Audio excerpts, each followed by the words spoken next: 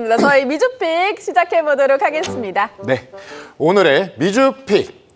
안녕하세요. 진행을 맡은 신얼입니다. 오늘 비 오는 수요일, 오늘도 활짝 문을 열어보겠습니다. 네, 안녕하세요. 김호경입니다. 오늘이 비 오는 날에 더욱더 또 냉철한 분석이 필요하잖아요. 그래서 오늘 함께합니다. 저희 파워티죠. 이 미주픽의 티를 맡고 계신 대표님 오셨습니다. 윤진 대표님 어서 오세요. 안녕하세요. 반갑습니다. 오시느라 너무 수고 많으셨습니다. 그러니까요. 네. 파워 TTT. 파워 TTT. TTT. 네, 티커가 이제 곧 만들어질 걸로 네, 보여지는데 그렇죠. 뭐 짧게만 네. 어제 시장 왜 네. 꺾였고 오늘 조금 네. 어떨 거라고 보세요?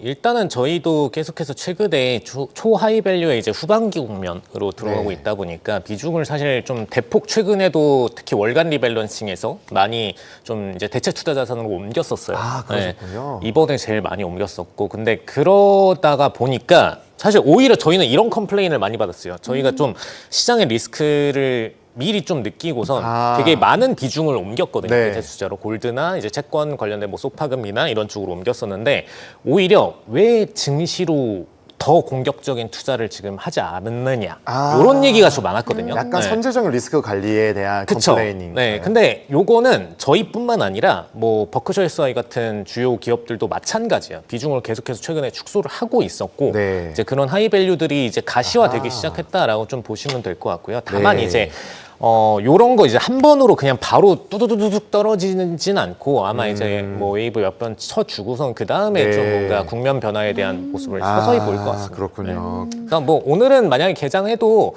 뭐 이렇게 부분적으로는 상승하는 모습을 보일 수는 있어요. 근데 네. 이제 그런 부분들이 이제 장기적으로 어떻게 흐를지에 대해서는 미리 그냥 경각심 정도의 시그널로 보셔도 될 것 같습니다. 알겠습니다. 그럼 이렇게 오늘 파워 TTT 그쵸. 윤 대표님과 티커 함께 TTT와 함께 네. 또 앞으로 어떤 시장의 전망이 있을지 네. 얘기를 나눠보도록 하겠습니다. 이렇게 파워 T 윤진 대표님과 함께 티 너무 강조. 지금 오프닝 저희 3분 됐는데 이제 티가 지금 몇 번 나와서 몰라요. 그 정도로. 그래도 노래 좋아하시잖아요. 그렇죠. 티어도 노래는 듣는다. 알겠습니다. 네, 미주픽 지금 시작합니다. 네. 옥 반장님, 네. 그 시간입니다. 오늘 어떨지 색깔 너무 궁금합니다. 그러니까요. 선물은 어떨지. 체크 한번 부탁드리겠습니다. 그렇죠. 이 뉴욕 증시는 하락 마감했는데 선물은 초록불을 보이고 있습니다. 네. 나스닥 먼저 보겠습니다. 0.31% 상승을 하면서요. 24,904포인트 보이고 있고요. 네. S&P는요. 0.16% 상승을 하면서 6,725포인트에 머물러 있습니다. 네. 초록불이네요, 그래도. 어제 흐름들을 반전하고자 하는 이제 흐름들 방향성에 대한 배팅들이 조금 나오는 것으로 그쵸. 보여지고요. 네. 다만 지금 어제 엔비디아 오픈 AI에 대한 반작용 그리고 파월 연준 의장의 그런 발언들에 네. 대한 부분들이 추세적인 흐름은 아닐 거라고 하지만 투심이 어떻게 되는지는 상당히 중요하기 때문에 네. 오늘 시장 상당히 관전할 포인트들이 좀 많다라고 그쵸. 보여집니다. 그렇습니다. 그래서 오늘 네. 또 함께 보면서 시장 얘기를 해보면서 또 앞으로 어떤 방향으로 투자를 해야 할지 네. 결론적으로는 가장 중요한 게 어떻게 해야 되지? 내가 어떻게 해야 되잖아요. 그렇죠. 우리 옥둥이 분들을 위해서 저희가 오늘 또 알차게 채워보도록 하겠습니다. 네, 그럼 우리 옥둥이 분들의 지금 마음과 시장을 바라보는 뷰 있을까요? 한번 있을까요? 네, 인사도 함께 나눠주시면서 체크 부탁드릴게요. 좋습니다. 모두들 오카입니다. 옥둥이 분들 모두 환영하고요. 오늘도 채팅방 활짝 열려 있으니까요. 인사들 나눠주시고 그리고 또 궁금하신 점 있으시면은 여쭤봐 주시면은 저희 T인 대표님께서 아주 냉철하게 이건 맞다, 이건 아니다 이렇게 말씀해 주실 겁니다.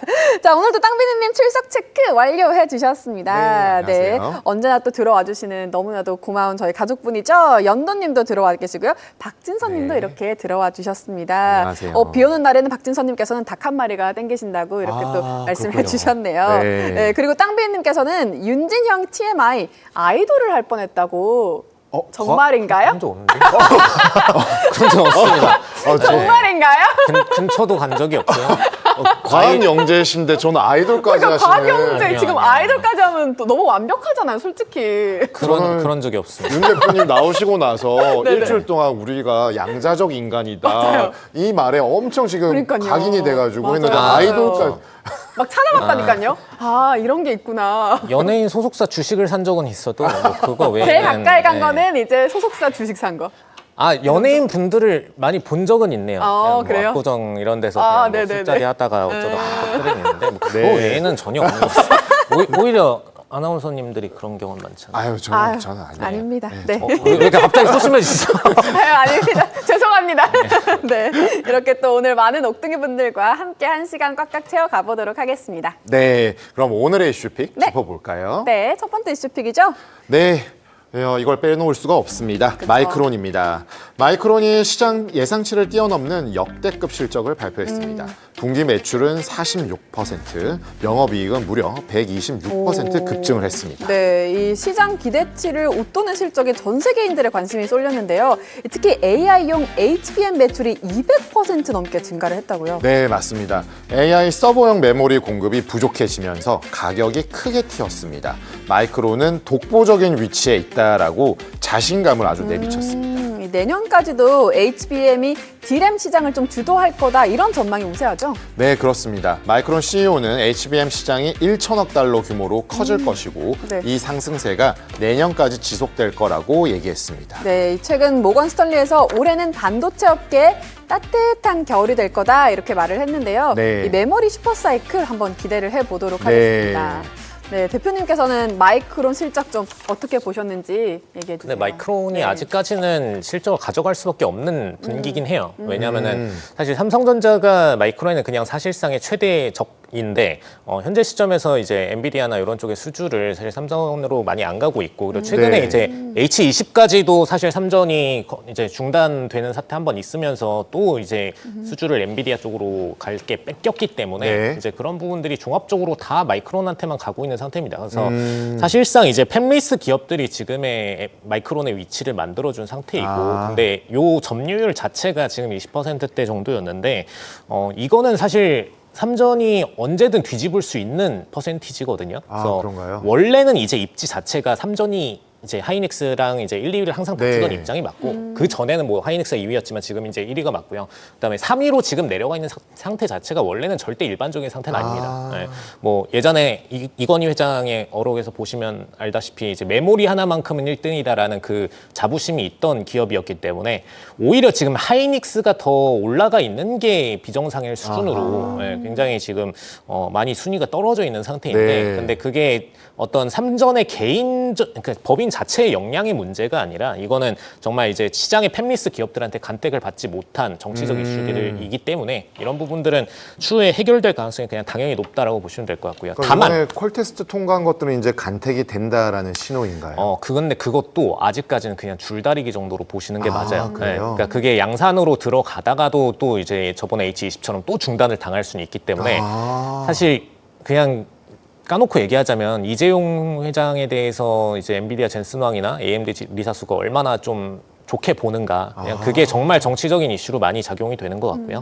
그렇군요. 그 그쵸. 테스트는 그냥 최소 리콰이어먼트에 대한 그쵸. 부분이고 네. 그 다음은 또 다른 문제가 있다. 그쵸, 맞습니다. 왜냐하면은 이게 요 느낌이에요. 저희가 제가 증권사 있을 때도 이런 경우들이 있었는데 뭐냐면은 어쨌든 이 발주를 하는 대상이 보통 이제 운용사나 뭐 연기금 같은 기관들이 있고 이제 증권사한테 발주를 넣을 때 어떤 테스트를 기본적으로는 해요. 어떤 역량에 대한 평가. 네. 역량에 대한 평가에서 통과를 하면은 그렇다고 해서 무조건 주문을 주는 게 아닙니다. 네. 주문을 주는 거는 정말 그 중에서도 우선순위가 항상 있어요. 그 등급급 안에서 우선순위가 되는 기업한테 뭐 당연히 좀 더 이쁜 기업이겠죠. 네. 그런 기업한테 우선순위를 주게 되고 통과를 했더라도 정말 초저비중으로 관계 유지 정도만의 주문을 주는 케이스들이 있습니다. 근데 네. 지금의 삼성은 딱 요 정도 수준으로 그렇군요. 보여지고요. 왜냐하면은 사실 삼성의 어떤 기술력 자체가 객관적으로 봤을 때 어떤 퀄 테스트를 떨어뜨리기에는 좀 말이 안 되거든요. 근데 그런 부분들을 통과를 시켜주는 게 정상적으로는 객관적으로 맞고 네. 엔비디아의 신뢰도를 위해서도. 근데 그 이후의 양산과 어떤 주문에 대한 부분은 전혀 별개의 문제이기 때문에 그거는 특히 이제 어떤 증권이나 이런 쪽은 금감원에서 왜 저렇게 안 하냐라는 어떤 통제가 있지만 이건 사실 지금 거의 독과점적인 상태잖아요. 네, 그렇죠. 근데 지금 상태에서 뭐 그들이 주문을 안 한다고 해서 뭐 문제가 되는 것은 아니기 때문에 네. 누가 주문해라 너네 발주를 왜 한 곳에만 넣냐라고 하는 것은 아니기 때문에 그래서 지금 삼성이 매출을 실질적으로 마이크론한테서 뺏어오는 작업 그냥 삼성 자체 매출 말고 마이크론 거 매출을 뺏어오는 작업은 적어도 이제 내년 상반기 중에서도 2분기 정도는 돼야 될 거라고 봅니다. 그래서 네. 앞서서 얘기 나왔던 사실 이제 뭐 따뜻한 겨울에 대한 부분이 적어도 HBM 업계에서는 마이크론이 삼성보다는 조금 더 해당될 가능성이 높다라고 보시면 될 것 같아요. 아직은. 네. 근데 기술만 놓고선 봤을 때는 원래는 마이크론이 밀리는 게 맞다라고 보시면 될 것 같습니다. 네, 그러면 일단 전반적으로 보았을 때는 마이크론은 당분간은 괜찮은데 삼전이 분명히 그 자리를 위협할 수 있다.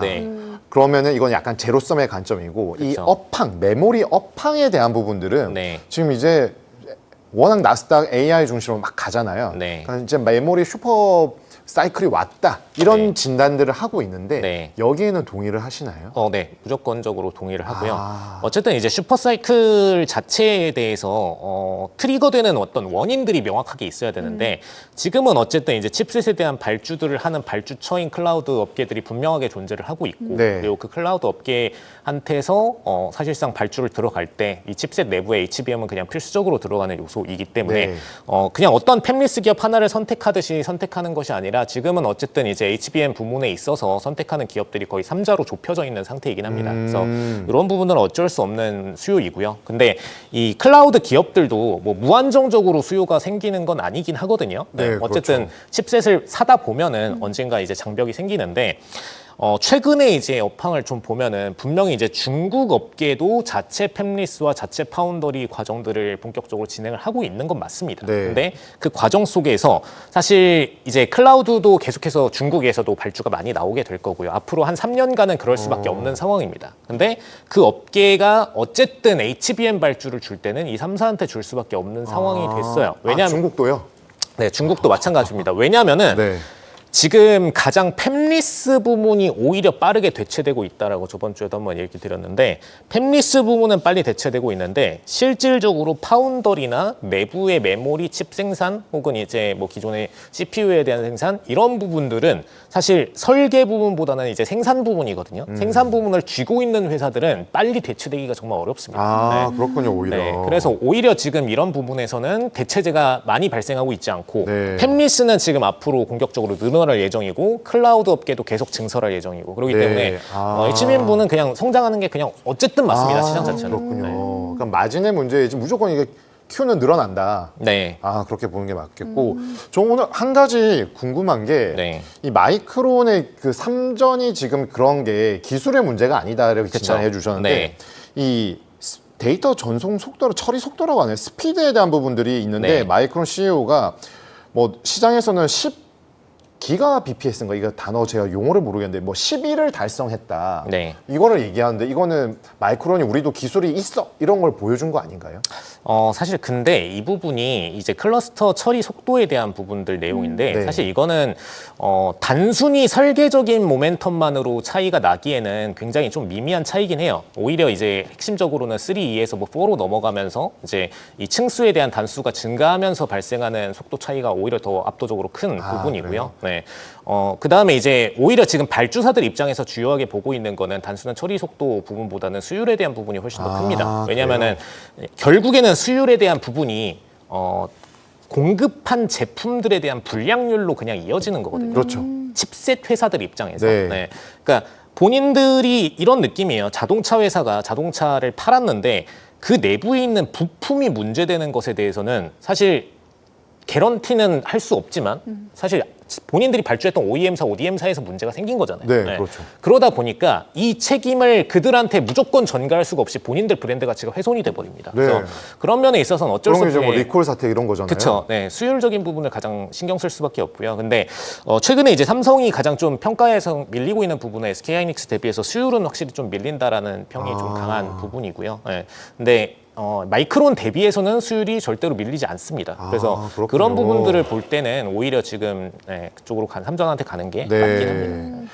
그러면 이제 가격적인 측면에서 궁금하잖아요. 아무래도 주가가 지금 어제 종가가 169달러였는데 올해 연 저점이 61달러였고요.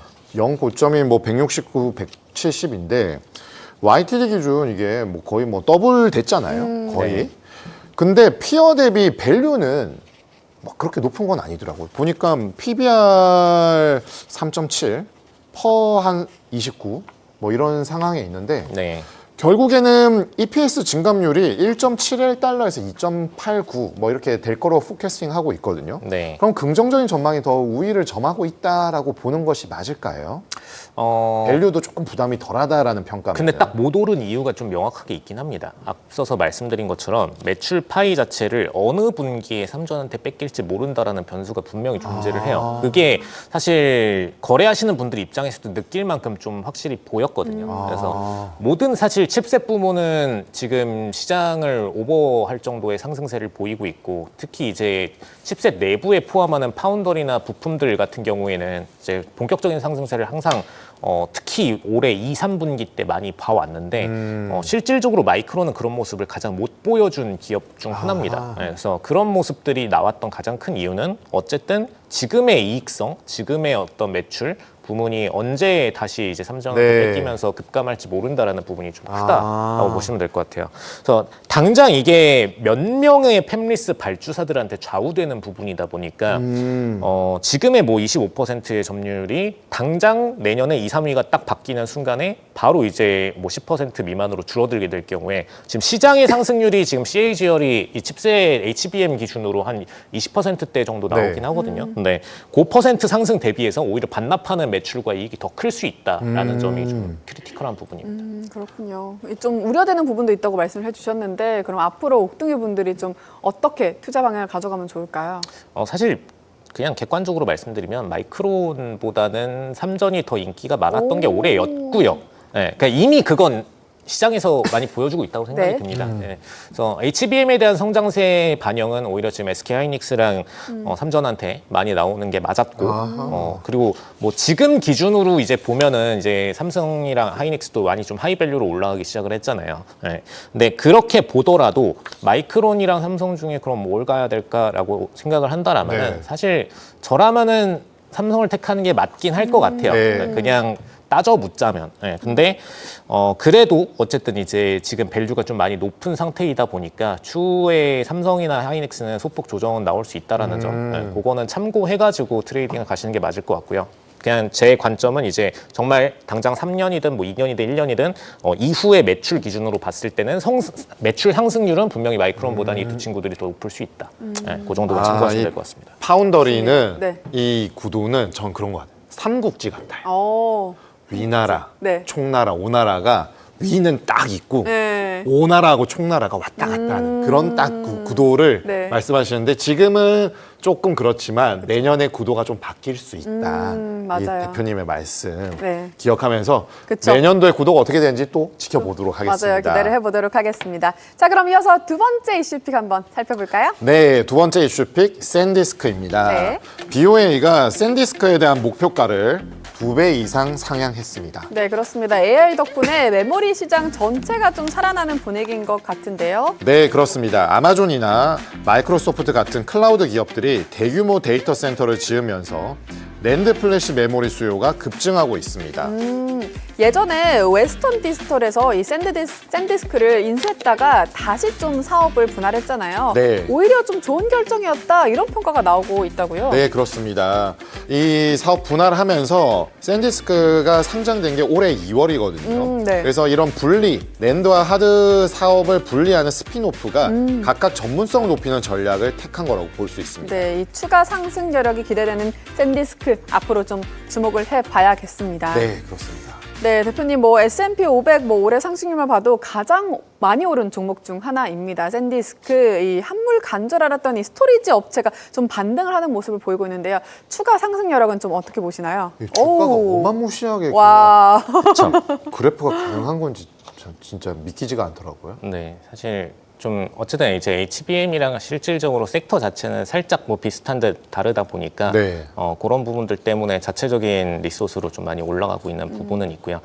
아무래도 이제 플래시 메모리 같은 경우에는 사실 램이나 이런 분야에 대한 대체제로서도 이제 활용이 될 수 있는 소재이다 보니까 그렇군요. 그런 부분에 있어서는 이제 실질적으로 HBM 부분과 좀 다르게 포지셔닝을 좀 할 수 있는 분야이긴 한데 근데 어쨌든 간에 이제 샌디스크 같은 경우에는 이런 부분들을 최근에 AI 칩셋 방향으로 좀 확장을 시켰다라는 점이 가치 평가에 있어서는 가장 집중적으로 발휘가 되는 것 같고요. 그다음에 이제 브랜드 가치 면에 있어서도 사실 샌디스크 대신 해서 이 분야에 대해서 진입할 수 있는 기업들이 원래 그냥 뭐 이제 삼성에서도 같은 분야들을 동일하게 영위를 했었었고, 근데 최근에 역량들을 전부 다 이제 HBM 쪽으로 많이 조금 더 집중을 하면서 샌디스크가 상대적으로 이제 미국 내부에서는 발주할 수 있는 대상자가 좀 더 늘어났다라고 좀 보시면 될 것 같습니다. 참 샌디스크, 맞아요. 웨스턴 디지털, 삼성전자. 이 다 우리가 그 오피스 데포나 뭐 이런 데 가면은 볼 수 있는 USB 뭐 살까 막 맞아요. 그런 고민할 때 보이는 그냥 뭐 다 비슷해 보이는데 그쵸. 결국 가격을 보고 샀던 것 같은데 그런 데서 이렇게 AI, ESS 그 저장 이제 관련된 부분 클라우드와 엮여서 하는 것들이 참 대단한 것 같습니다. 알게 모르게 싹 바뀐 거잖아요. 사업 부분을 거의.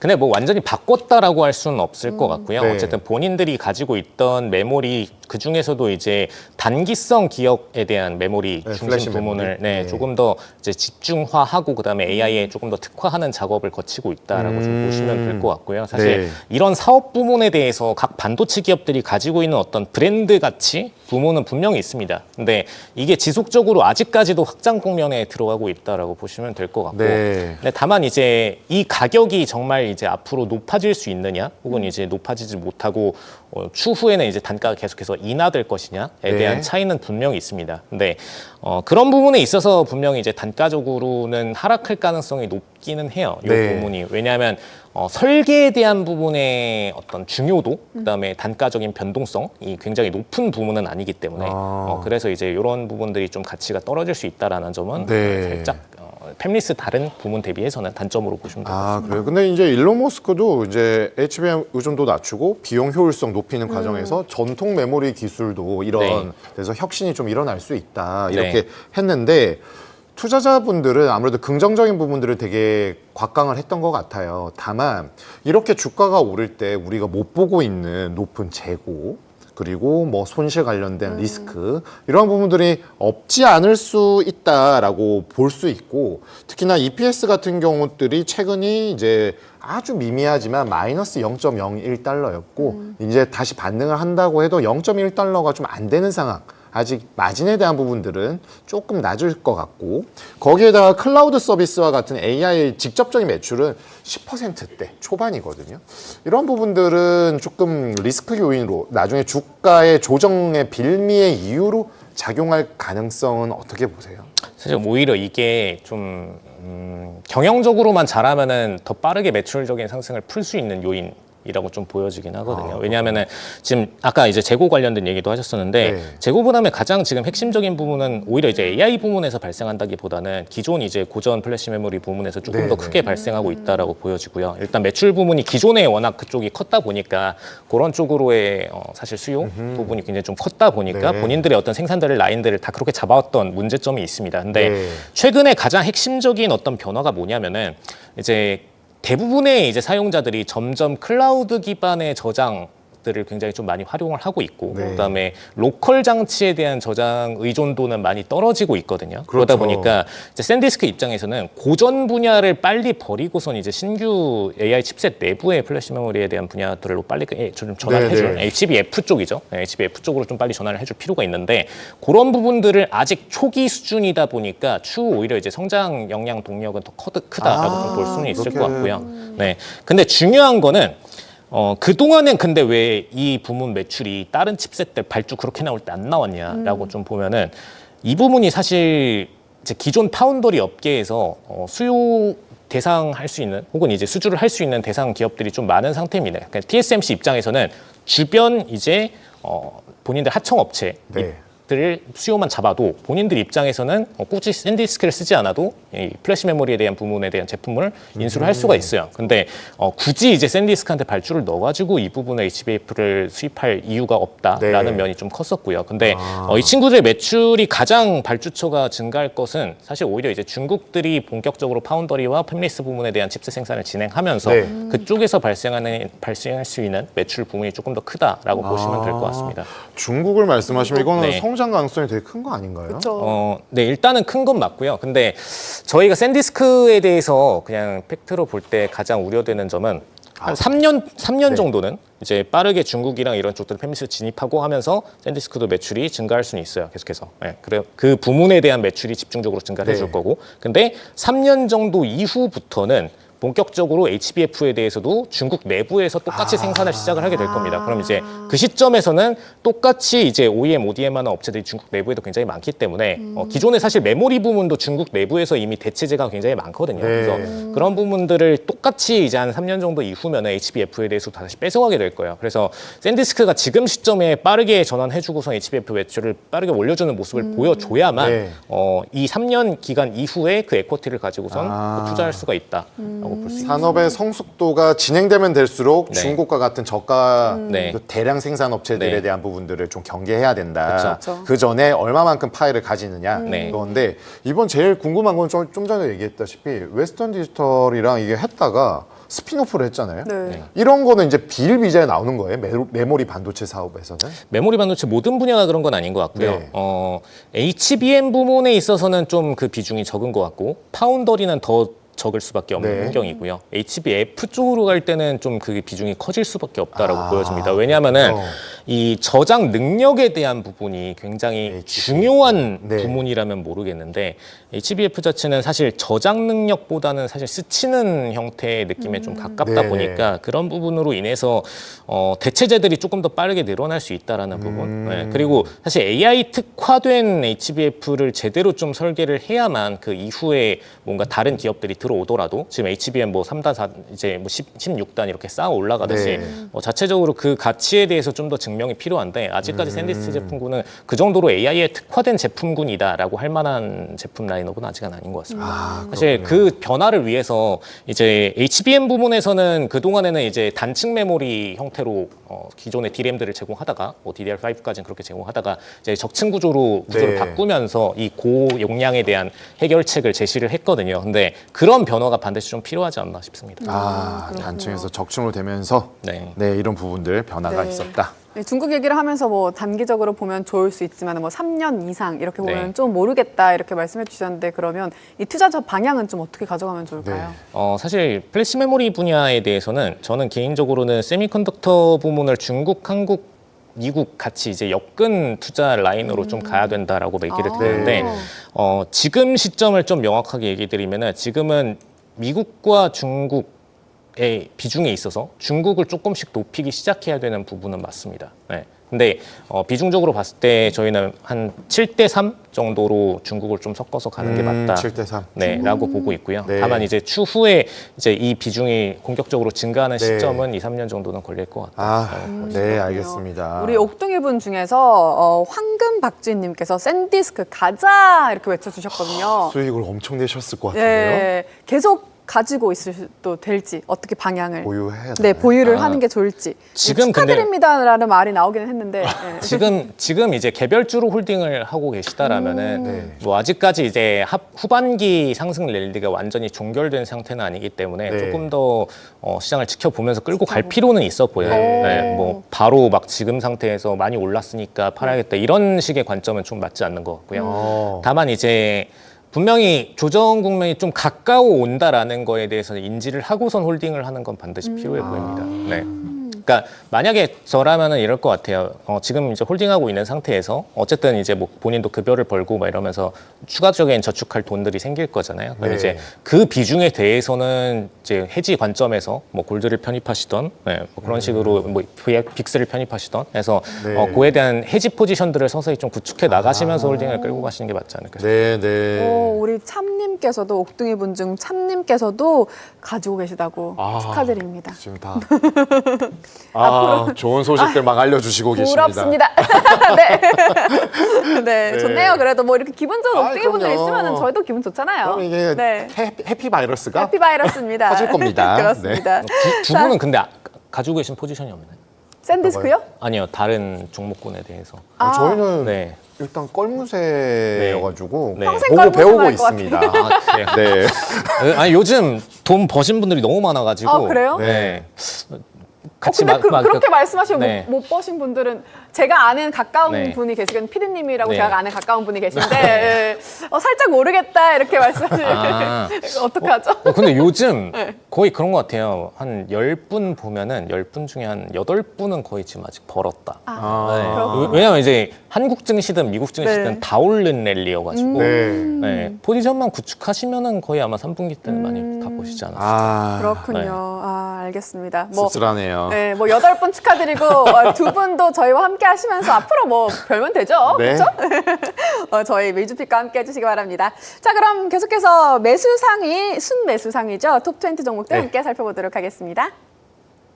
네, 먼저 1위부터 10위 살펴보도록 하겠습니다. 어제 저희가 얘기했던 엔비디아가 1위로 올랐습니다. 네, 엔비디아가 지난주와 이번 주까지 계속해서 대규모 투자건들이 나오다 보니까 맞아요. 투자자들의 이목을 집중시켰고 아무래도 보유 잔고도 테슬라 다음인데 여기에 순매수가 올라왔다는 거는 잔고를 늘리기 시작했다. 그렇죠. 고평가 논란과는 무관하게 네. 엔비디아 좋다. 이렇게 보시는 분들이 매수세가 좀 강하게 유입된 것으로 볼 수 있겠습니다. 그렇습니다. 2, 3위는 오라클, 비트마인이 차지를 하고 있고요. 마이크로소프트가 엄청 많이 올라왔네요. 네, 그렇죠. 오라클 비트마인은 이제 엔비디아의 자리를 내준 거고요.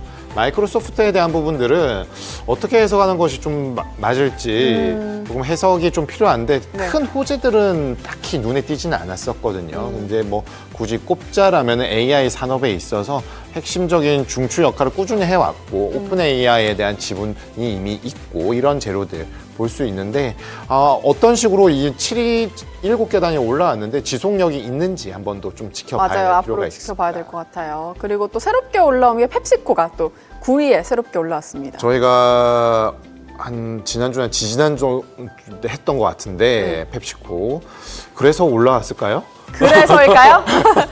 저희 방송에서 다뤘기 때문에 네. 덕분에 네, 이렇게 펩시코도 올라오는 모습 보였습니다. 자, 11위에서 20위 살펴보도록 하겠습니다.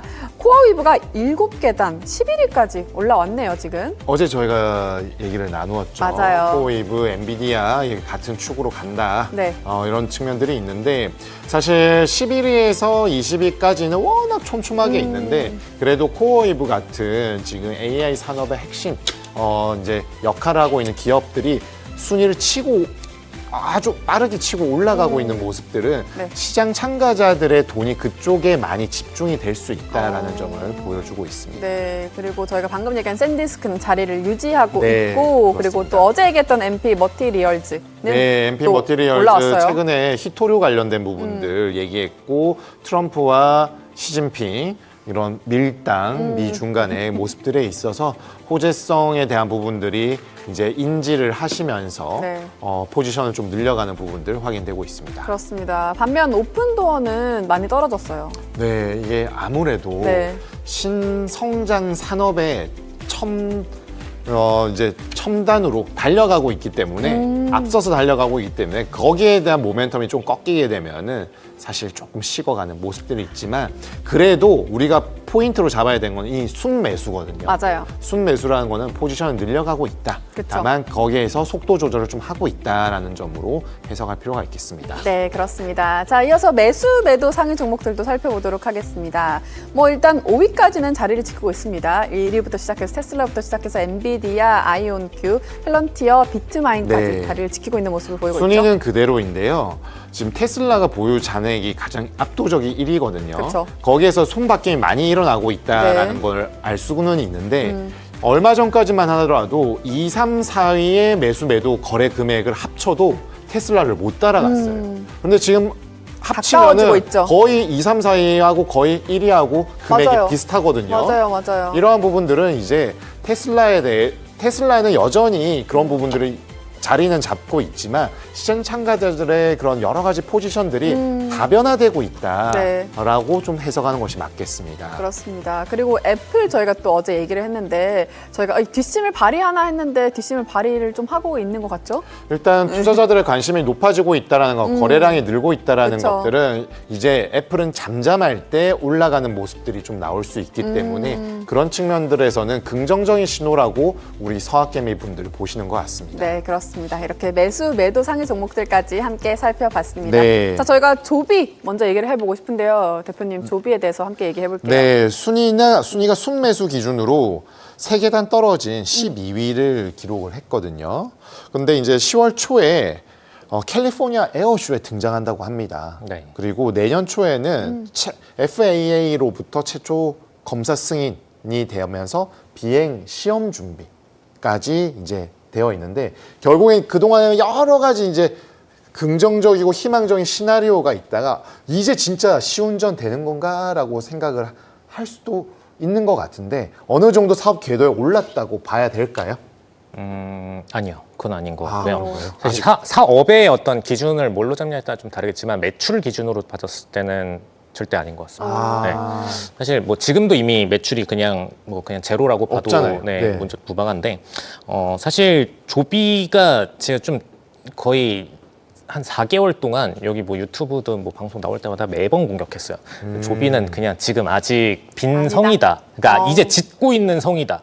그거는 지금 상태에서 뭔가 투자 가치를 잡기에는 아직은 변수 궤도가 너무 많다라는 부분을 계속 강조하면서 이제 많이 공격했는데 열흘 전에 이제 금요일 여기랑 똑같은 방송일 거예요. 채널에 나가서 그때는 처음으로 제가 좋게 얘기했었거든요. 그러니까 기업적으로 좋게 얘기한 건 아니고요. 네. 그냥 주가적 흐름상으로는 이제 그동안의 어떤 폭락세에 대해서는 부분적으로 인덱스를 따라서 회복세는 보일 수 있다에 대한 부분을 한번 얘기 드렸는데 딱 지금이 고 랠리입니다. 아직은 고 랠리이고. 최근에 주가 좋았잖아요. 그죠. 네. 그냥 요거는 정말 수급적인 반등이라고 보시는 게 맞아요. 사실 원래 기본적 분석에서는 막 이런 수급과 어떤 거래량에 대한 변화 이런 것들을 잘 얘기하지 않거든요. 네. 근데 사실 저희는 그거를 무시하는 편은 아닙니다. 그래서 그런 부분들이 어쨌든 자금이 유출되는 자금들이 줄어들고 그다음에 인덱스 자체는 상승 중에 있고 그래서 직접적으로는 이제 상승 요인이 되다 보니까 사실상 주가는 상승해주고 있다라고 보시면 될 것 같고요.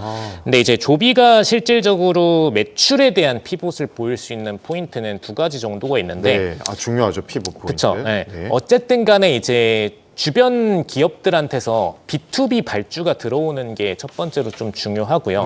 근데 요때 이제 라이센스는 아마 사실 비행 시설로 들어갈 가능성이 좀 높다라고 보여집니다. 그래서 사실 헬기 주문하듯이 주문이 들어올 가능성이 좀 소폭이 있다. 그래서 그거에 대한 니즈가 일단 첫 번째로 좀 있고요. 네. 그다음에 두 번째 피봇이라고 하면 사실상 이제 정말 뭐 우리가 생각하는 나르는 자동차로서의 상용화 부분인데 네. 사실 그 피봇이 일어나려면은 지금 자율주행이 우리가 이미 눈으로 다 완전히 보고 있는 상태여야 될 것 같아요. 네. 그러니까 그 시점은 마치 이것과 같습니다. 우리가 전기차를 처음에 테슬라가 출시한다라고 해서 첫 판매가 일어나고 나서 우리 눈에 이제 상용화된 전기차들을 볼 때까지가 지금 한 14년, 뭐 15년 이 정도 지났잖아요. 그렇죠.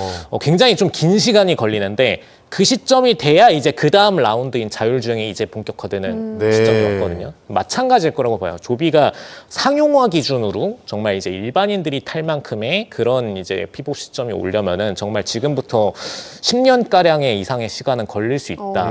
왜냐하면 자율주행이 첫 이제 실질 상용 판매가 시작이 되고, 그러니까 지금은 이제 사실 비상용 판매, 테스트 판매에 좀 가까운 네. 정부 입장에서 도입하는 느낌에 가깝고요. 상용 판매가 시작이 되고, 그 다음에 그냥 우리 생활에서 다 보고 그 시점부터 이제 본격적으로 법안 승인에 대한 얘기가 네. 본격화될 거기 때문에 그 시점 이후가 좀 중요할 것 같습니다. 그럼 뭐 호재를 찾는 사람들이 만든 호재라고 봐야 될까요?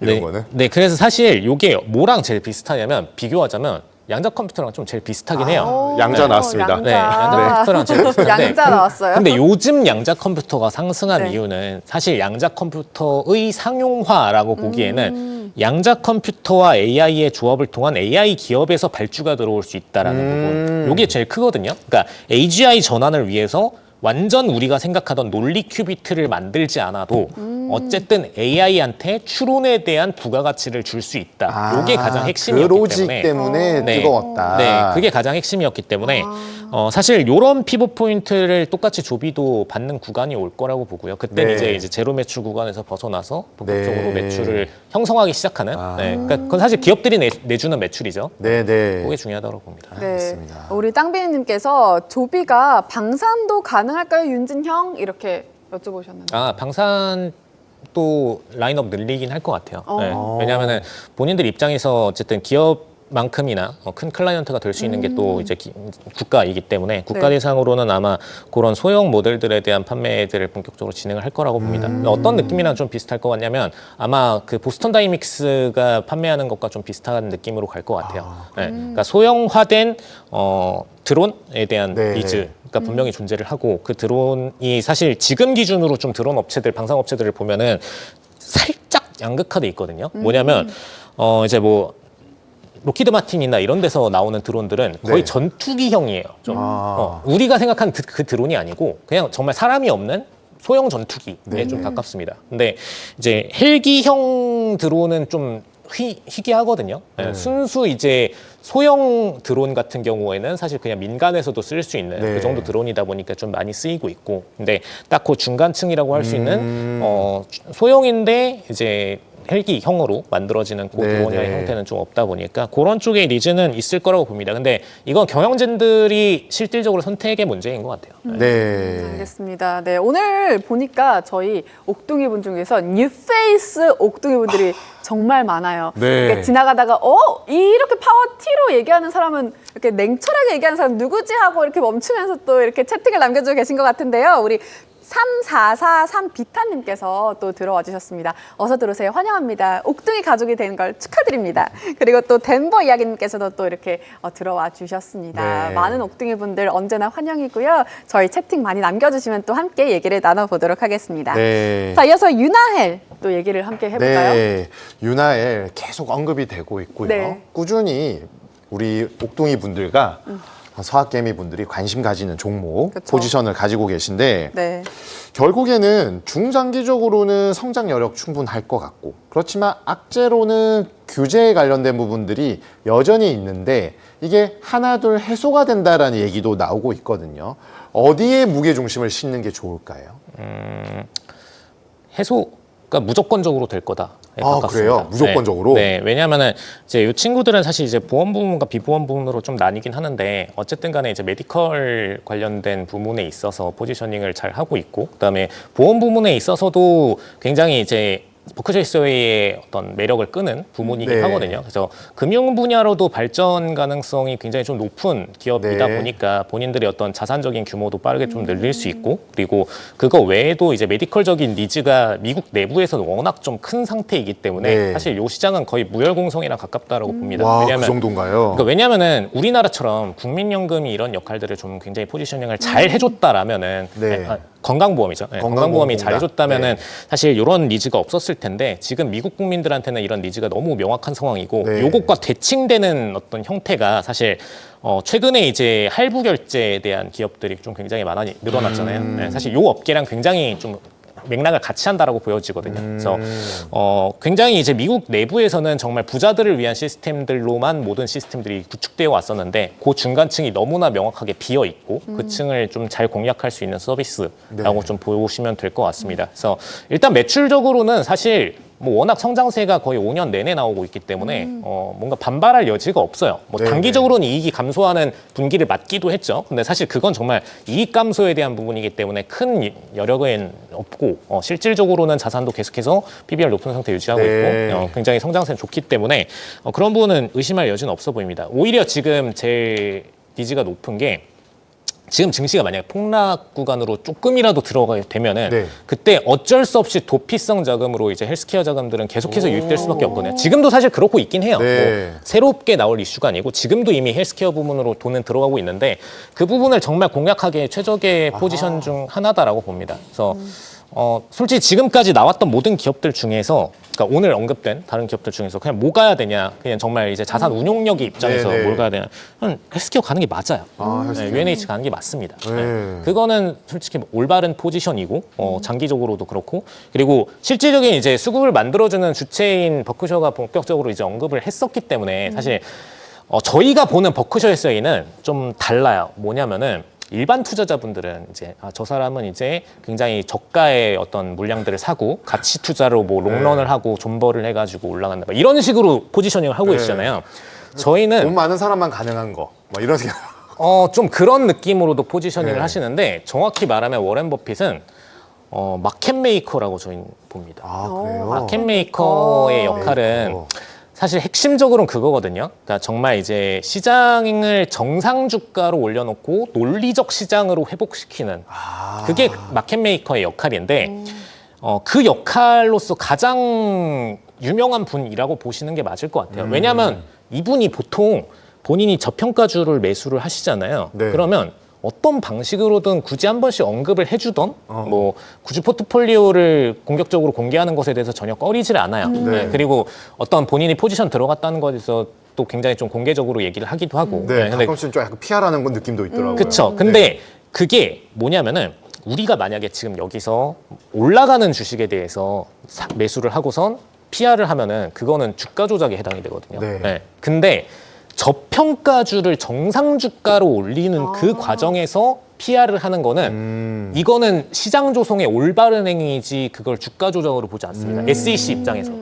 SEC 입장에서 그거를 불량하게 보지 않아요. 네네. 오히려 그분이 올바르고 현인이다라는 포지션까지 씌워주거든요. 네, 네네. 이게 근데 워렌 버핏은 정확하게 본인의 효과를 알고 있을 거예요. 네. 그걸 모르고선 이 포지션을 하고 있다고 보진 않고요. 네. 왜냐하면 워렌 버핏이 그 전에는 사실 이제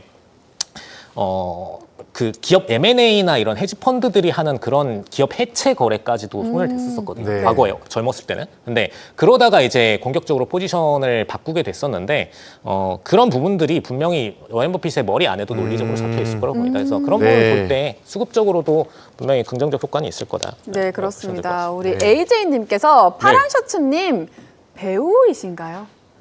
오늘 배우 나왔고 아이돌 지금 혹시 보셨죠? 파란 셔츠님, 네 대표님 지금 아이돌에게서 배우까지 나왔습니다. 오늘 카메라 좀 잘 받으시나 봐요. 같은 분이실 것 같아요. 아니에요, 작가님이 아니실까. AJ님, AJ님. 작가님이 그렇습니다. 아니실까. 네, 이렇게 또 배우님과 오늘 함께하고 있고요. 짧은 지용님께서도 새롭게 와주셨습니다. 자, 이어서 저희 마지막 이슈픽으로 넘어가 보도록 할게요. 마지막 이슈 아마존입니다. 네. 아마존 주가가 올해 M7 중 가장 부진한 성적을 나타내고 있습니다. AWS 사업과 인공지능 전략에 대한 투자자들 우려가 커졌기 때문입니다. 네, 그렇습니다. 근데 아마존이 클라우드 인프라 매출이 1위인데 주가는 왜 이렇게 좀 저조한 거죠? 네, 아무래도 매출이 아니라 성장에 있어서 MS와 구글이 앞서고 있기 때문이라고 볼 수가 있겠습니다. 네, 이렇게 되면은 점유율 싸움에서 아마존의 AWS가 좀 밀리는 게 아닐까 이런 생각이 드는데요. 네, 아무래도 치고 따라오니까 좀 그런 부담감이 있을 수 있는데 MS는 AI 투자의 속도를 내고 있고 구글은 오픈 AI 협력하면서 위협적인 행보를 보이고 있습니다. 네, 이리어도 좀 안심을 할 수 없는 이런 상황인 것 같은데요. 네. 아마존의 행보 앞으로도 좀 지켜보도록 하겠습니다. 네, 우리 배우님, 이 보면은 아마존, 네, 구글 클라우드가 이 오픈 AI와 좀 계약을 맺으면서 주요 고객들을 좀 확보를 했는데 클라우드 시장에서 대규모 AI와 전략적 제휴를 맺는 거는 좀 어떤 의미를 가지고 있고 아마존에는 좀 어떤 영향을 미칠까요? 사실 이제 대규모 AI와 맺는 거는 두 가지 효과가 있는데 그 자체로서의 매출도 당연히 1차적으로 효과가 있고요. 네. 그다음에 두 번째는 이제 그들을 따라서 움직이는 수많은 AI 엔진들, 기업들이 있습니다. 그래서 그 기업들이 따라서 왜 저 친구들이 저기랑 계약했을까? 뭔가 어떤 소프트웨어 구축이나 엔진 구축에 있어서의 매력도가 있나? 어떤 서버적인 테스트에 있어서 괜찮은 점이 있나? 이런 부분, 속도적인 부분도 마찬가지고요. 그런 점들을 이제 보고 따라 들어가게 되는 효과가 분명히 있어요. 그래서 그건 일단 첫 번째 트리거인데 네. 사실 제가 아마존을 거의 3달 동안 나오면서 클라우드 업계에서 성장률이 제일 낮게 형성이 될 거다라는 부분을 많이 얘기를 했었거든요. 아마존을 이제 어떻게 보면 이제 빅테크 클라우드 3사잖아요. 네. 아마존, 그다음에 마이크로소프트, 구글 이렇게 3사인데 3사 중에서 아마존이 제일 낮을 수밖에 없다라는 이유에 대해서 제가 막 PPT까지 몇 번 만들어가지고 계속해서 막 얘기를 드렸었어요. 근데 저희 업데이트 버전 부탁드려도 될까요? 네, 다음에 들고 와주세요. 그 가장 큰 부분이 그 PPT 근데 할 수 있나요 여기서? 맞춰드려야죠. 네, 뭐 네. 우리 배우님이 뭐 해달라는데 해줘야죠. 사실 컴퓨터가 없어가지고 컴퓨터가 없었는데. 얼마든지 보내주시면 준비해두도록 하겠습니다. 네. 아무튼 그 가장 큰 이유는 뭐냐면은 AWS는 언제부터 성장을 했느냐를 봐야 되는데 IT 기업들이 본격적으로 나오기 시작한 아이폰이나 이런 것들이 출시된 이후부터 AWS에 대한 이제 사업 도입과 그다음에 제품 라인업들이 시작이 됐거든요. 네. 그래서 AWS는 기존의 클라이언트들 중에 이커머스 관련 기업들밖에 없었고 현재 시점 기준으로는 IT 기업 중에서도 새롭게 2010년 정도 이후부터 진입한 기업들만 본인들 네. 클라이언트라는 점을 얘기 드렸었어요. 이게 아마 오라클 얘기할 때 같이 제가 얘기 드렸어요. 네. 네. 오라클은 정반대로 그렇죠. B2B 고전 기업들만 갖고 있었고 네. 그들이 이제 데이터 센터 스터디를 하기 때문에 네. 빠르게 클라이언트를 넘겼고 그 중간층에 있는 친구들이 구글이랑 마이크로소프트입니다. 마이크로소프트가 솔직히 말하면 조금 더 고객층이 넓고요. 네. 구글도 넓은 편이죠. 왜냐하면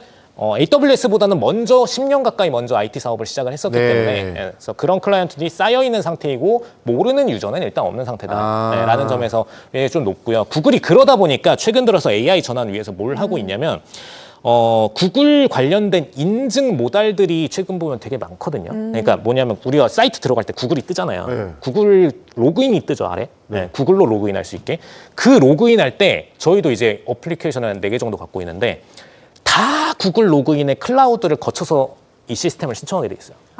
그래요? 네. 설계를 할 때? 네, 구글 로그인을 만들고 싶은 사이트든 웹 플랫폼은 전부 다 구글 클라우드에 대한 어카운트가 개설이 될 수밖에 없습니다. 네, 그래서 그런 식으로 이제 유저들을 유도하고 있기 때문에 근데 사실 AWS는 이런 유도 장치를 만들 수가 좀 없어요.